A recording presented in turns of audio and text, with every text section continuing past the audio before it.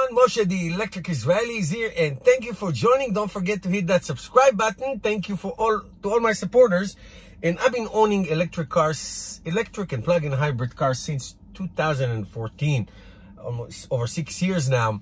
And my first all-electric car was my beloved 2015 Nissan Leaf with the 85 miles rated range. Great car. In October of this year of 2020, I will be owning the Tesla Model 3 for 2 years. I own the Tesla Model Y for more than 2 months.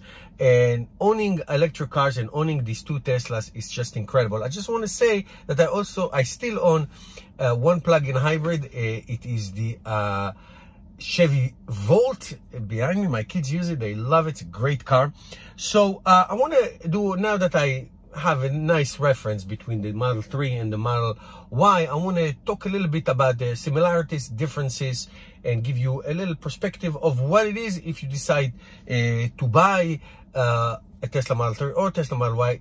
And if you do, I would appreciate if you use my referral code. You can get 1,000 free supercharging miles, and so do I.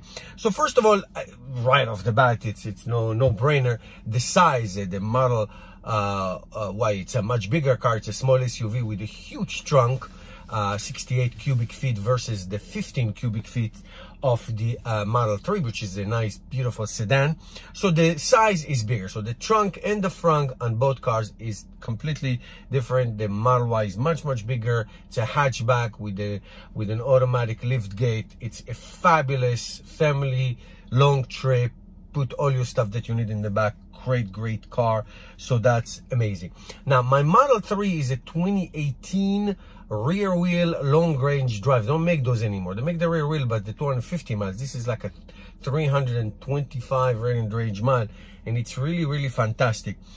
Therefore, as opposed to the Model Y, who is a dual motor. So off the line, the Model Y is so much faster, feels and actually really so much faster off the line than the Model 3. Now, don't worry, the Model 3 is plenty fast. I leave everybody behind. But driving the Model Y is absolute beast. However, even if you drive the Model 3, you don't feel like you're missing a lot. Oh my God, you're so slow. It's a fast car, 5 seconds, 0 to 60. This is 4.7 or something, and it feels much faster. It's an unbelievably fast car. Now, here is where the differences start to become more accentuated, and the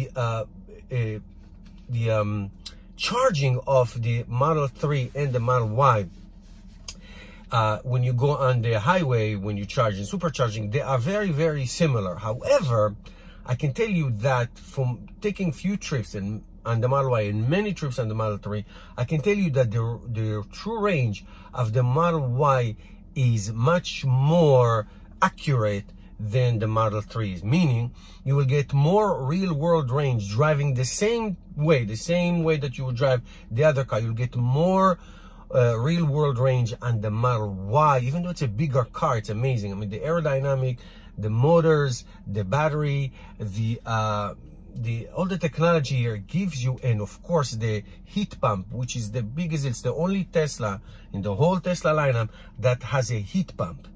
Okay, and that is going to play a significant role in the winter, but you can feel it, that in real world range, the Tesla Model Y gives you better and more miles in real world than the Model 3.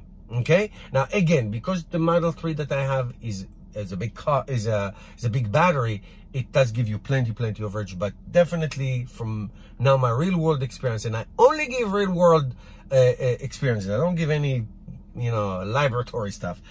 So I can tell you for sure that the Model Y has a better real world range. The fast charging on the highways is great on both cars. Now obviously this Model Y has a dual motor.